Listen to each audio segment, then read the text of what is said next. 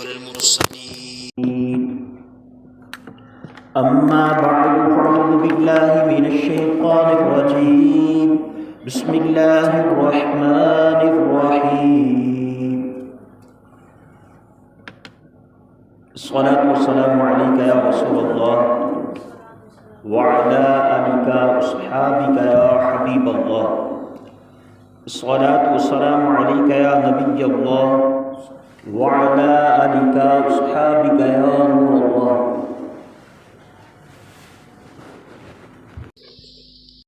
نويت سنة الاعتكاف. وقال النبي صلى الله عليه وآله وسلم من صلى علي بلغتني صلاته وصليت عليه وكتبت له سوى ذلك 10 حسنات او كما قال علیہ السلام. فرمان آخری نبی صلی اللہ علیہ وآلہ وسلم ہے، مجھ پر درود پڑھنے والے کا درود مجھ تک پہنچتا ہے، وصلیت علیہ، اور میں اس کے لیے دعا کرتا ہوں. اس کے علاوہ درود پڑھنے والے کے لیے 10 نیکیاں بھی لکھی جاتی ہیں.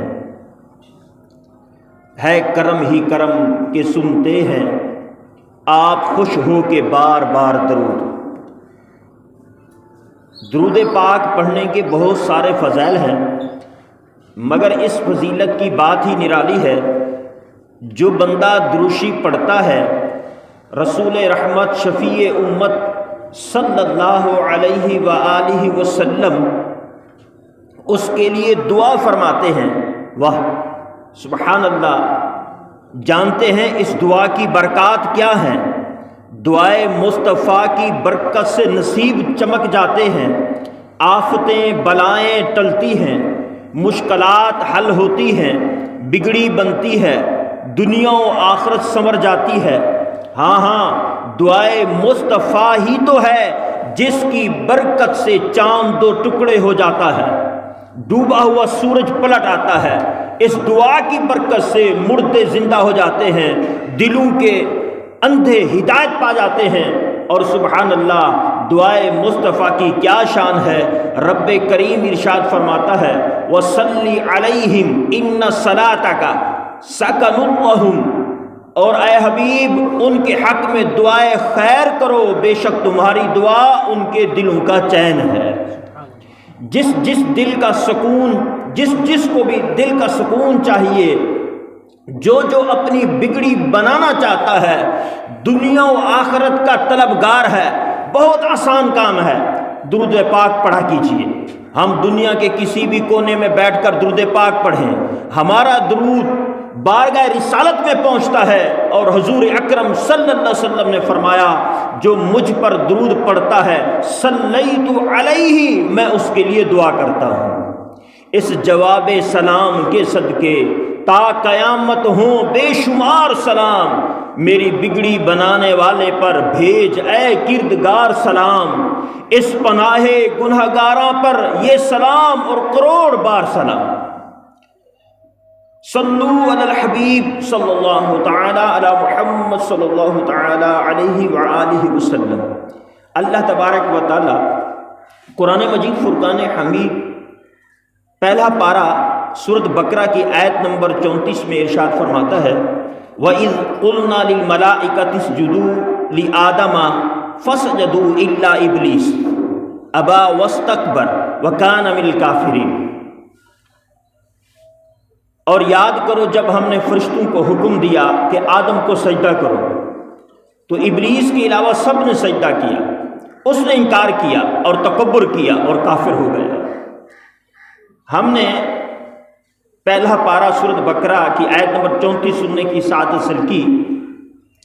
اس آیت کریمہ میں انسانوں کی ابتدا کے ایک اہم واقعے کا ذکر کیا گیا ہے. واقعہ بہت مشہور ہے. جب اللہ پاک نے حضرت آدم علیہ السلام کو پیدا فرمایا تو آپ کو علم الاسماء عطا فرمایا. پھر حکم ہوا کہ اے آدم فرشتوں کو تمام چیزوں کے نام بتائیے۔ حضرت آدم علیہ السلام نے تمام چیزوں کے نام بتا دیے۔ جب فرشتوں کے سامنے حضرت آدم علیہ السلام کی علمی شان واضح ہو چکی تو اس کے بعد کیا ہوا؟ اللہ پاک فرماتا ہے وَإِذْ قُلْنَا، اور جب ہم نے کہا، کس سے کہا؟ لِلْمَلَائِكَةِ، فرشتوں سے۔ کیا کہا؟ اسجدوا لآدم، آدم کو سجدہ کرو۔ علماء کرام فرماتے ہیں یہ حکم تمام فرشتوں کو تھا، اور شیطان جس کا اس وقت نام عزازیل تھا، وہ بھی چونکہ بہت عبادت گزار نیک پرہیزگار تھا، اس نے اپنے اندر فرشتوں والی صفات پیدا کر لی تھی، اس لیے یہ بھی فرشتوں کے ساتھ ہی رہتا تھا، اور یہ حکم فرشتوں کے ساتھ ساتھ شیطان کو بھی دیا گیا تھا۔ یہاں ایک اور بات ذہن نشین رکھیے کہ سجدہ دو طرح کا ہوتا ہے۔ ایک ہے سجدہ عبادت، یعنی کسی کو عبادت کے لائق سمجھ کر بطور عبادت سجدہ کرنا، یہ تو ہمیشہ سے ہمیشہ تک صرف اور صرف اللہ پاک ہی کے ساتھ خاص ہے۔ کسی نبی علیہ السلام کی شریعت میں غیر اللہ کے لیے سجدہ عبادت جائز نہیں، بالکل جائز نہیں تھا، بلکہ یہ ہر دور میں ہی شرک تھا، اب بھی ہے۔ دوسرا ہے سجدہ تعظیمی، یعنی کسی کو مخلوق اور اللہ پاک کا بندہ سمجھ کر صرف تعظیم کے لیے سجدہ کرنا، یہ پچھلی شریعتوں میں جائز تھا، ہماری شریعت میں ناجائز و حرام ہے۔ فرشتوں کو جو حضرت آدم علیہ السلام کو سجدہ کرنے کا حکم دیا گیا، یہ بھی سجدہ تعظیمی ہی تھا، یعنی یہ فرمایا گیا کہ اے فرشتوں، چونکہ حضرت آدم علیہ السلام کو خلیفہ بنایا گیا ہے اور یہ تم پر علم میں فضیلت رکھتے ہیں، لہٰذا ان کی تعظیم کے لیے ان کی خلافت کو تسلیم کرتے ہوئے انہیں سجدہ کرو۔ اس مقام پر مشہور مفسر قرآن حضرت مفتی احمد یار خان نعیمی رحمۃ اللہ تعالی علیہ نے بڑا ایمان افروز نکتہ بیان کیا ہے۔ آپ فرماتے ہیں اس جہان میں انسان کی ابتدا تھی، یعنی حضرت آدم علیہ السلام پہلے انسان اور پہلے نبی ہیں، فرشتوں سے آپ کی تعظیم کروائی گئی، یوں ہی جب اگلے جہان میں پہنچیں گے یعنی قیامت قائم ہوگی تو اس جہان کی ابتدا بھی تعظیم نبی سے ہوگی۔ تمام مخلوق میدان محشر کی گرمی سے تنگ آ کر نبیوں کی خدمت میں پہنچیں گے، اور کرتے کرتے سب مخلوق بارگاہ رسالت میں حاضر ہو کر شفاعت کا سوال کرے گی، یہ سب بھی تعظیم نبی کے لیے ہوگا۔ یہاں سے ہمیں یہ بات سیکھنے کو ملتی ہے کہ انسانی تاریخ کی ابتدا بھی تعظیم نبی سے ہے اور انتہا بھی تعظیم نبی سے ہے۔ اس سے ہمیں پتہ چلتا ہے کہ نبی کی تعظیم انتہائی اہم فریضہ ہے، اور جو اس تعظیم سے منہ پھیرتا ہے وہ رحمت سے محروم، مردود، دھتکارا ہوا ہو جاتا ہے۔ با ادب ہے با نصیب اے اہل دین، بے ادب سے بد نصیبی ہے کریں کہتے ہیں نزدیک۔ خیر، اللہ پاک نے فرشتوں کو سجدہ کرنے کا حکم دیا تو کیا ہوا؟ ارشاد ہوتا ہے فسجدوا، تو انہوں نے سجدہ کیا۔ علماء کرام فرماتے ہیں جب حضرت آدم علیہ السلام کو پیدا کیا گیا تو آپ کی پیشانی مبارک میں ہمارے پیارے آقا مصطفیٰ کریم صلی اللہ علیہ وسلم کا مبارک نور چمک رہا تھا۔ آپ کی پیشانی پر ہمارے آقا صلی اللہ علیہ وسلم کا نور چمک رہا تھا، اسی نور کے صدقے حضرت آدم علیہ السلام کو عزت بخشی گئی اور فرشتوں کو اسی نور کی تعظیم کے لیے سجدے کا حکم دیا گیا۔ یعنی حضرت آدم علیہ السلام قبلہ تھے اور اصل تعظیم نور مصطفیٰ کی مقصود تھی۔ فرشتوں نے کیا آدم کو سجدہ، یہ تھی تعظیم نور مصطفیٰ کی۔ خیر، سب کے سب فرشتوں نے اللہ پاک کا حکم مانا اور حضرت آدم علیہ السلام کے سامنے سجدے میں گر گئے۔ روایات کے مطابق اس وقت سب سے پہلے حضرت اسرافیل علیہ السلام نے سجدہ کیا۔ آپ نے چونکہ اطاعت میں جلدی کی لہٰذا آپ کو اس کا یہ انعام دیا گیا کہ آپ کی پیشانی مبارک پر پورا قرآن لکھ دیا گیا۔ اللہ اکبر۔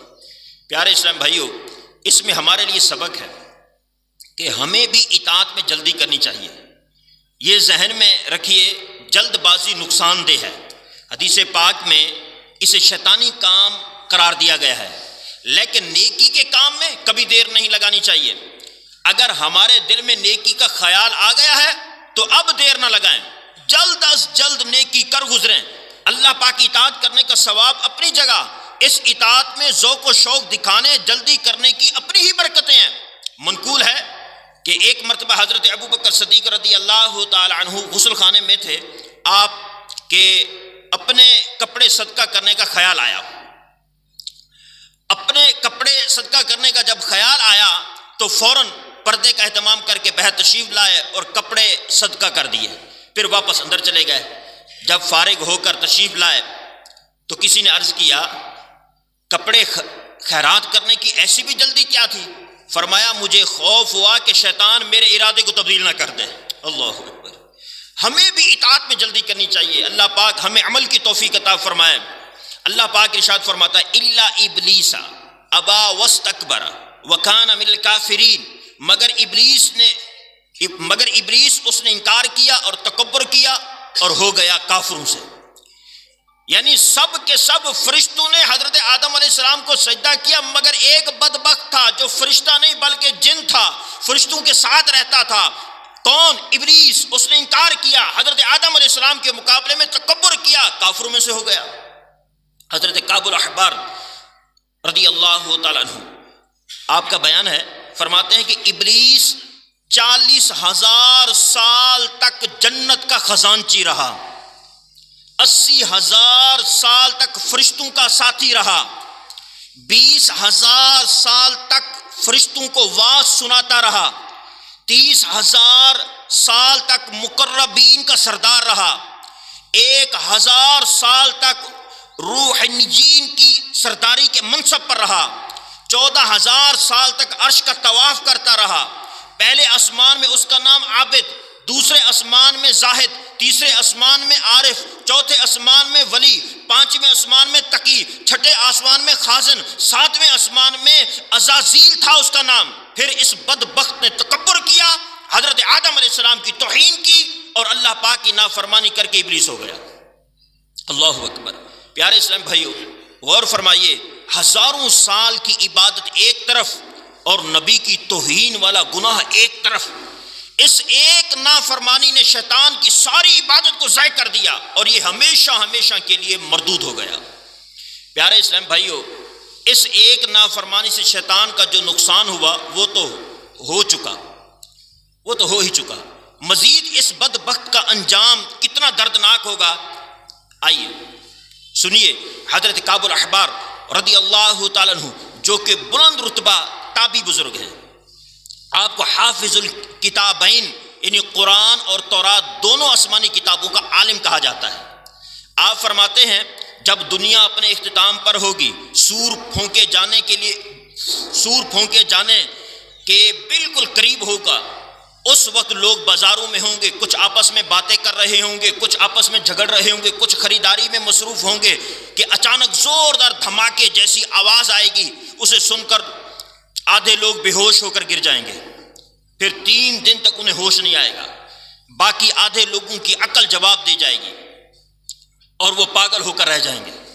ابھی لوگ اسی حالت میں ہوں گے، زمین و آسمان کے درمیان بجلی گرجنے جیسی زوردار آواز گونجے گی، اس کے ساتھ ہی دنیا فنا ہو جائے گی۔ یہ وہ وقت ہے جس وقت تک شیطان کو مہلت دی گئی ہے۔ اب اللہ پاک حضرت ملک الموت علیہ السلام کو حکم دے گا، اے ملک الموت، میں نے اگلے پچھلوں کی گنتی کے برابر تمہارے مددگار بنائے، تجھ میں تمام اہل زمین اہل اسماء کی طاقت رکھ دی گئی، آج تمہیں غضب کا لباس پہنایا جا رہا ہے، آج میرے غضب کے ساتھ شیطان کے پاس پہنچو اور اسے موت کا مزہ چکھاؤ۔ اور آج تک جتنے جنوں اور انسانوں پر موت کی تکلیفیں طاری ہوئی ہیں، ان سب کی تکلیفوں کے مجموعے سے بھی کئی گنا زیادہ تکلیف اس مردود پر طاری کر دو۔ اس کے ساتھ ہی دروغہ جہنم کو جہنم کے دروازے کھول دینے کا حکم ہوگا۔ پھر حضرت ملک الموت علیہ السلام ایسی خوفناک شکل کے ساتھ شیطان کے پاس آئیں گے کہ اگر آپ کی اس شکل و صورت کو زمین و آسمان والے دیکھ لیں تو برف کی طرح پگھل جائیں۔ حضرت ملک الموت علیہ السلام شیطان کو جھڑکیں گے، آپ کے جھڑکنے کی آواز ایسی گرجدار ہوگی کہ اگر مشرق و مغرب والے سن لیں تو ان کی عقل کام کرنا چھوڑ دے۔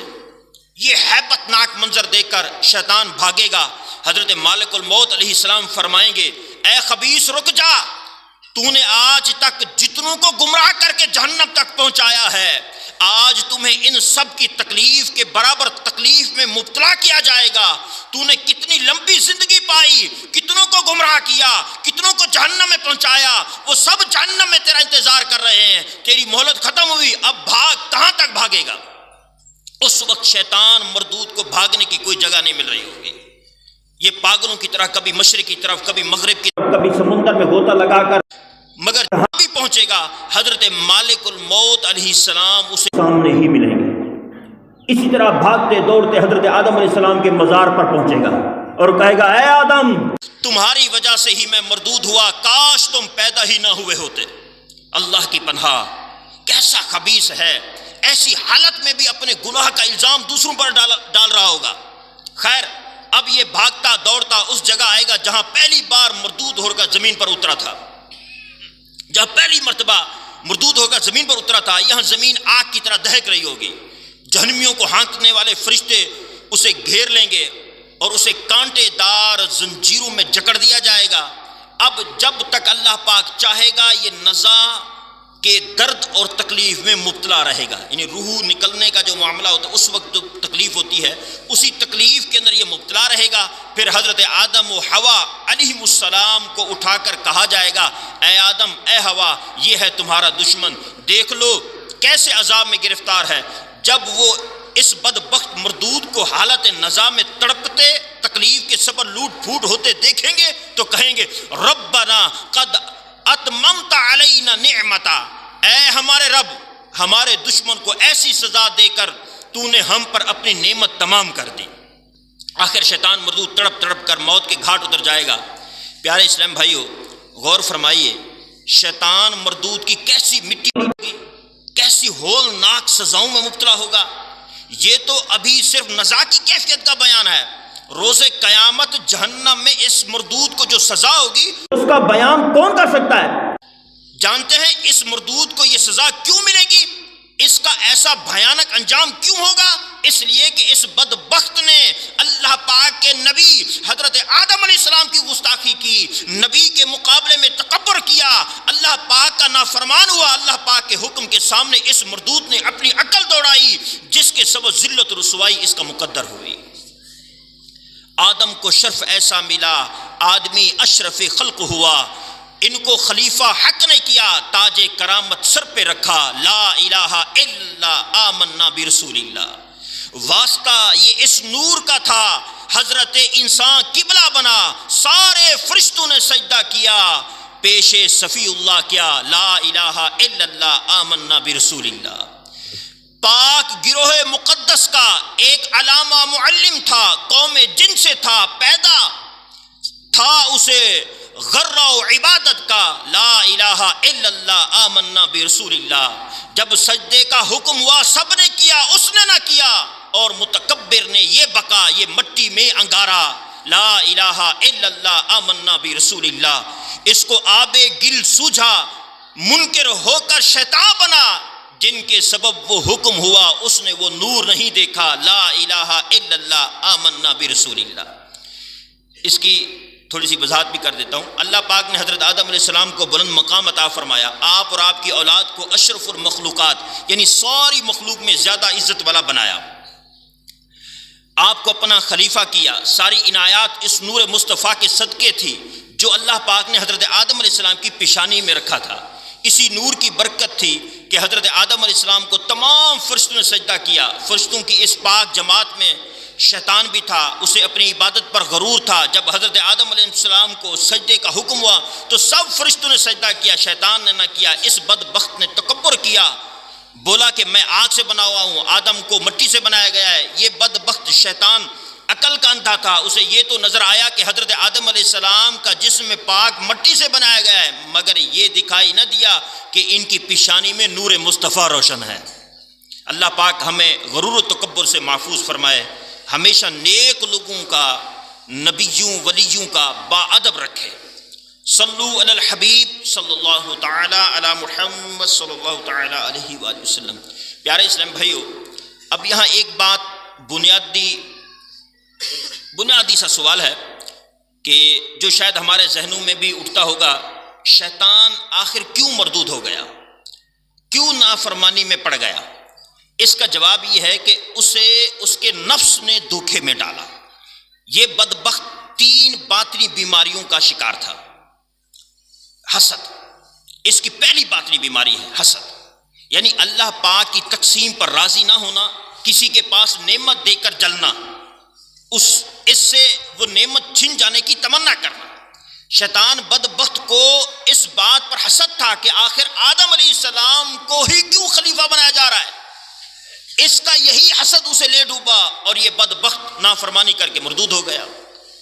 یہاں سے اندازہ لگائیے کہ حسد کتنی بری بیماری ہے۔ حدیث پاک میں ہے حسد نیکیوں کو ایسے کھا جاتا ہے جیسے آگ سوکھی لکڑی کو جلا دیتی ہے۔ الامان والحفیظ، ہمیں حسد سے بچنا چاہیے اور اس بری بیماری سے پناہ بھی مانگنی چاہیے۔ اللہ پاک نے قرآن کریم میں حسد کرنے والے سے پناہ مانگنے کا حکم خود ارشاد فرمایا، وَمِن شَرِّ حَاسِدٍ إِذَا حَسَدَ، اور حسد والے کے شر سے جب وہ حسد کرے۔ اللہ اکبر، اندازہ کیجئے حسد کتنا بڑا فتنہ اور کتنا برا شر ہے کہ رب کائنات نے حسد کرنے والے کو شیطان کے ساتھ ملایا اور حکم دیا کہ ان سب سے پناہ مانگو۔ امام غزالی رحمۃ اللہ تعالی علیہ فرماتے ہیں حسد بے چینی اور بے مقصد غم و فکر میں مبتلا کرتا ہے۔ حسد کی وجہ سے انسان ذلت و محرومی کی لعنت میں گرفتار ہو جاتا ہے۔ حسد کی ایک بڑی تباہ کاری یہ ہے کہ حسد دل کو اندھا کر دیتا ہے، یہاں تک کہ اللہ پاک کے احکام سننے اور سمجھنے کی صلاحیت ختم ہو جاتی ہے۔